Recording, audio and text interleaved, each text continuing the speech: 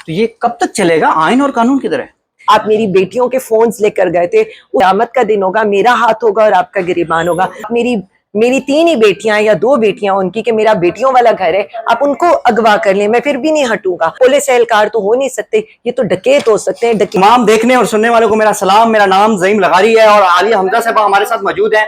नाजरीन कराम, कल कुछ पुलिस वाले आलिया हमजा साहबा के घर घुसे हैं।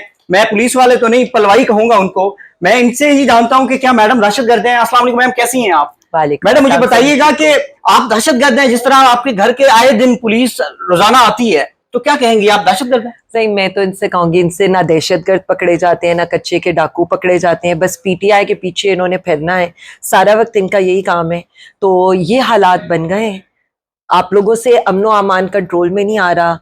कच्चे के डाकू यूट्यूब पर वीडियोस डाल रहे हैं, दहशतगर्द हर जगह पर इस वक्त दहशतगर्दी में मसरूफ हैं, लेकिन ये पीटीआई और हमारे घरों पर रेड करने में मशगूल है। हमारी रेकीज कर लें, हम कहाँ जा रहे हैं, कहाँ बैठ रहे हैं। अगर मैं हल्के में गई हूँ तो आपने ये देखा है, हल्के से मैं उस दिन निकली हूँ तकरीबन 1 बजे में, मेरे साथ थे दीवान साहब अपनी गाड़ी में निकले हैं, मैं अपनी गाड़ी में वापस अपने घर आई हूँ और आधे घंटे में उनको किडनैप कर लिया गया था। सिर्फ उनको इस चीज की सजा दी गई है कि वो मेरे साथ हल्के में क्यों गए और मेरे साथ हल्के में जाकर उन्होंने क्यों ये सारी जलसे की मीटिंग्स वगैरह की हैं। तो मैं सिर्फ इतना बताना चाहती हूँ कि आपको हमारी मीटिंग से भी डर लग रहा है, आपको हमारी पेशियों से भी डर लग रहा है, आपको हमारी बातों से भी डर लग रहा है। आपने ये देखा है कि जिस प्रोग्राम का इनको पता चलता है कि जी अभी मेरा प्रोग्राम ऑन एयर होने लगा है, तो ये उस प्रोग्राम को रुकवा देते हैं। तो मुझे तो ये समझ नहीं आ रही है कि ये किस चीज का डर है। आपके सामने है, मैं तो 16 माह के बाद जेल से निकली हूँ। मैडम ये जो आपके साथ हो रहा है, तो ये कब तक चलेगा? आइन और कानून किधर है? आइन और कानून तो खुद खतरे में है इस वक्त। आइन और कानून के साथ तो जो इस मुल्क में हो रहा है, मैं क्या ही कह सकती हूँ। ना कोई जमहूरियत, ना कोई आइन, ना कोई कानून। मतलब आप ये देखें कि मैं बिल्कुल मैं ये जो 7 अगस्त के बाद से है, आप मेरे घर भी आए, घर के बाहर से भी आप लोग कवर करते हैं, एक एक वक्त आप लोग खबर अवाम को मेरे बारे में दे रहे होते हैं। मैं सुबह सरगोदा होती हूँ तो फैसलाबाद होती हूँ या गुजरांवाला होती हूँ या मियाँ वाली जा रही होती हूँ। क्यों? सिर्फ इसलिए कि मुझे कोई ये ना कह सके कि मैंने आइन और कानून के आगे सरेंडर नहीं किया। मुझे जो मर्जी करना पड़ता है, मैं अपनी पेशियों पर भी पहुंचती हूँ। मैंने कभी किसी पेशी से ना मैंने ये कहा है कि मैं नहीं आ रही, इसलिए कि हम एक तरफ दिखाना चाह रहे हैं कि एक तरफ तहरीक इंसाफ है जो इतना जुल्म होने के बावजूद भी आइन की सरबुलंदी के लिए खड़ी है, और एक तरफ ये लोग हैं जो आइन और कानून को तबाह करने के दर पर हैं। मैम आप कह रही हैं आइन और कानून नहीं है मुल्क में। काजी फैज ईसा चीफ जस्टिस हैं, वो कहते हैं कि जो मुल्क में आइन और कानून के खिलाफ जाएगा, मैं उसके खिलाफ खड़ा हो जाऊंगा। तो आप कह रही हैं कि आइन कानून नहीं है? जी, मैं सिर्फ उनको भी ये कहना चाहती हूँ कि जिस वक्त आपने अपनी बेगम साहिबा को अपने साथ खड़ा करके ओथ लिया था ना, तो शायद हम जैसे बेवकूफ ये समझे थे कि इस मुल्क में औरतों की इज्जत होगी। लेकिन मुझे आज तक याद है कि जब दूसरी दफा मेरे घर पर रेड हुआ था, जब गुजरांवाला में मैं बंद थी जिस्मानी रिमांड के ऊपर, आप मेरी बेटियों के फोन्स लेकर गए थे, उसका एफआईआर में दूसरी दफा लेकर गए थे। एफआईआर में आपने उसका नाम किया था 800 आपका पुलिस वाला सिर्फ एक फिजिकल रिमांड के ऊपर, जैसे कोई कश्मीर फतह करने निकला था या कोई किला फतह करने निकला था। तो उस वक्त मैंने इनको एक खत लिखा था कि आज अगर हमारे घरों में ये हो रहा है, हमारी बेटियों के नाम बिला वजह एफआईआर में आ रहे हैं, तो कयामत का दिन होगा, मेरा हाथ होगा और आपका गिरेबान होगा। मैं आज ही कहती हूँ, आज तो इस कौम की हर माँ बहन बेटी ये कहने के लिए मजबूर है कि आपके घर में तो इज्जत है, आपके घरों की खवातीन की तो इज्जत है, लेकिन ना हम किसी की बेटियां हैं, ना हम किसी की माएँ हैं, ना हमारे कोई घर बार है कि जिनका कोई तकद्दुस भी होगा, जिनकी कोई चादर चार दीवारी भी होगी, जिनके कोई दरवाजों का कोई तकद्दुस भी होगा। आप आधी रात को हमारी दीवारें फलांगते हैं, हमारे घरों की तलाशियां करते हैं, और ये मामूल बन चुका है। तो किस चीज पर मैं ये कह दूं, आप सादुल्ला बलोच की मिसाल ले लें। आप ये मैं सलमान अकरम जैसा शख्स उस दिन ये कहने पर मजबूर हो गया कि आप मेरी 3 ही बेटियां या 2 बेटियां उनकी कि मेरा बेटियों वाला घर है, आप उनको अगवा कर लें, मैं फिर भी नहीं हटूंगा। आज दीवान साहब की मिसेस कह रही हैं आप उनको अगवा करके ले गए हैं, मैं लीड करूंगी। आप खवातीन को इस वर्च पर ले आए हैं।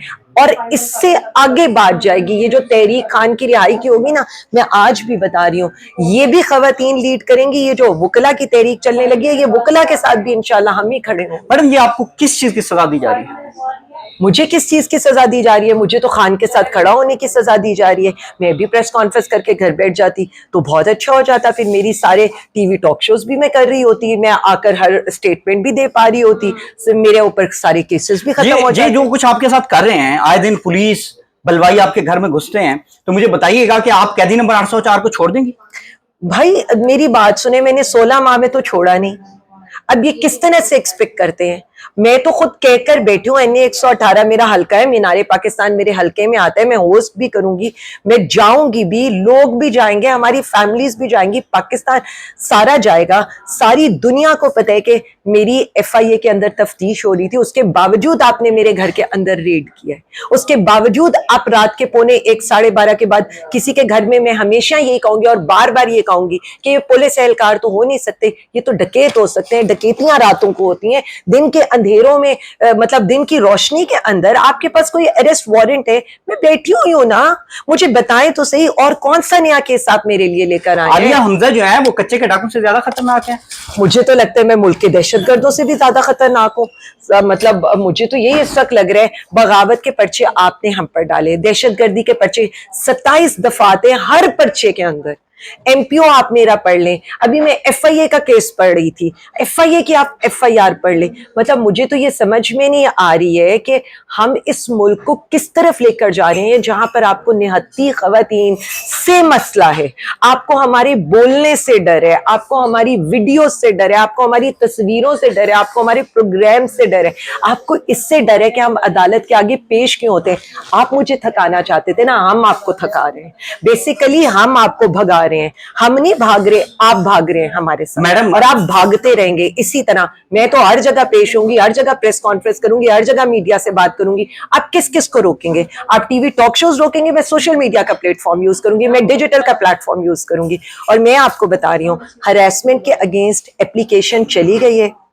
خاقان میر صاحب, زیرش فاطمہ صاحبہ اور چودھری اشتیاق صاحب اور خالد بھائی, یہ سارے میرے پٹیشنرز ہیں. ہم ہراسمنٹ کی اپلیکیشن کریں کہ یہ ڈیلی بیسس پر مجھے ہراس کریں.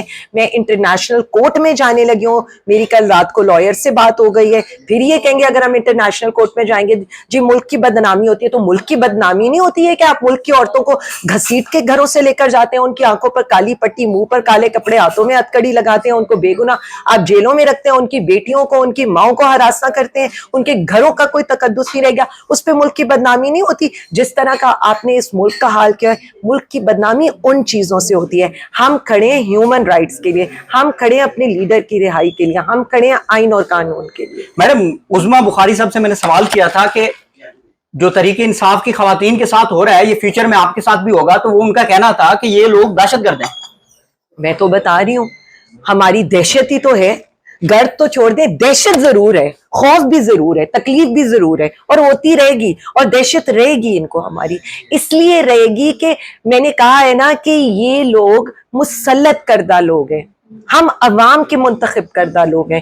ہمیں عوام میں ڈر نہیں ہے, انہیں عوام میں ڈر ہے. میں کسی کے اگزامپل نہیں دیتی, میں بھی ایک جگہ یہ تعین کریں گی, میں جاتی ہوں, میں کہوں گی میں آ رہی ہوں اس جگہ, یہ بھی آ جائیں, میں بھی عوام میں نکلوں گی, یہ بھی عوام میں نکلے. میں دیکھتی ہوں یہ عوام میں کیسے نکلتی ہیں, میں تو عوام میں جا سکتی ہوں. اتنی ساری ان کی ریاستی دہشت گردی کے باوجود بھی عوام ہمارے ساتھ, عمران خان صاحب کے ساتھ, PTI کے ساتھ کھڑی ہے. کیا یہ کر سکتے ہیں؟ اسی چیز کی تو دہشت ہے ان کو کہ ہم عوامی نمائندے ہیں, یہ مسلط کردہ ہو کر بھی, اور یہ مسلط کردہ ہو کر فارم 47 پر جیت کر بھی ہار گئے, اور ہم ہار کے بھی سر اٹھا کر اپنی عوام میں نکل. میڈم میرا آخری سوال ہے آپ سے, 21 ستمبر کو علی امین گانڈا پور صاحب کی برات پہنچے گی یہاں؟ دیکھیں میری ایک بات سنیں, ہم صرف اتنا سمجھتے ہیں ان کو باراتوں کا بھی ڈر ہے. میں اس سے آگے کچھ نہیں کہنا چاہتا. مریم نواز صاحبہ کو کوئی پیغام دیتی ہیں, وہ خاتون ہیں, لیڈیز ہیں, جس طرح آپ کے ساتھ کر رہی ہیں؟ میں صرف اتنا کہوں گی اللہ ان کو ہدایت دے, اور ہم صرف اتنا سمجھتے ہیں کہ हम अपने दुश्मनों के लिए भी ऐसी बद्दुआ नहीं निकालेंगे कि जो पीटीआई की खवातीन के साथ हो रहे, जो पीटीआई के साथ हो रहे, हमारे दुश्मनों के साथ भी ऐसा हो। जी नाजरीन कराम, आलिया हमजा साहबा की गुफ्तगू आपने मुलाजा फरमाई। उनका कहना है कि वो कैदी नंबर 804 के साथ खड़ी हैं और खड़ी रहेंगी। मुझे इजाजत दीजिएगा, मिलते हैं अगली वीडियो में। अल्लाह हाफिज, अल्लाह निगहबान।